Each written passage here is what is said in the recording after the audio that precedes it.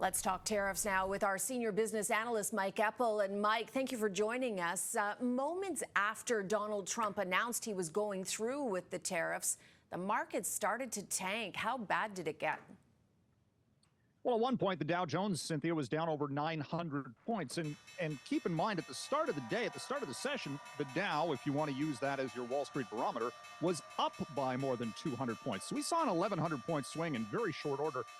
The markets, I think, didn't necessarily believe that the U.S. president was actually going to follow through on this plan for the 25% import tariffs. Go back 1 month when the initial plan was floated, there was that 30-day grace period. So there was some thinking that it would be delayed again. But then the U.S. president said there is no time for talks or any type of bargaining to be had. So down went the markets as a indicator of the fact that this is going to slam not just our economy and Mexico, but specifically the U.S. And then you add to the mix Trump's plan to hit China with an additional 10% in import tariffs.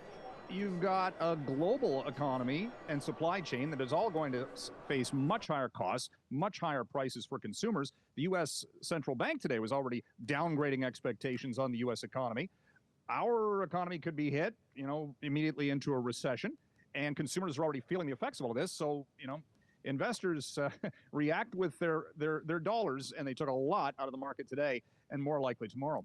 It is sounding very bleak. Now, Mike, if Trump does go through with these tariffs, we're looking at a potentially bad outcome for the loonie as well. Well, and the irony is Trump was talking today about how he thought it was unfair about how certain countries, including China and Japan, keep their currencies low as an offset and subsequently hit the U.S., he thinks, by keeping currencies down and offsetting the balance in trade. Well, our Canadian dollar today dropped a half cent in reaction to the tariffs, and other currencies dropped as well. The U.S. dollar is what it is. It is the powerhouse currency, and it will trade as it does. So there's this disconnect of what the White House thinks is going on in the currency market and the actual effects. And if our economy does weaken, well, yeah, the dollar is going to drop that much further. It's around 69 cents U.S. at last check. The other factor at play here is the Bank of Canada sets interest rate policy March the 12th. As of this morning, there was maybe a 40% chance they could cut interest rates at that day. If these tariffs stay into place and the economy tanks, we could see interest rates going down substantially later this month. We'll see. All right, Mike, thank you very much for joining us. Much appreciated. And that is our senior business analyst, Mike Eppel.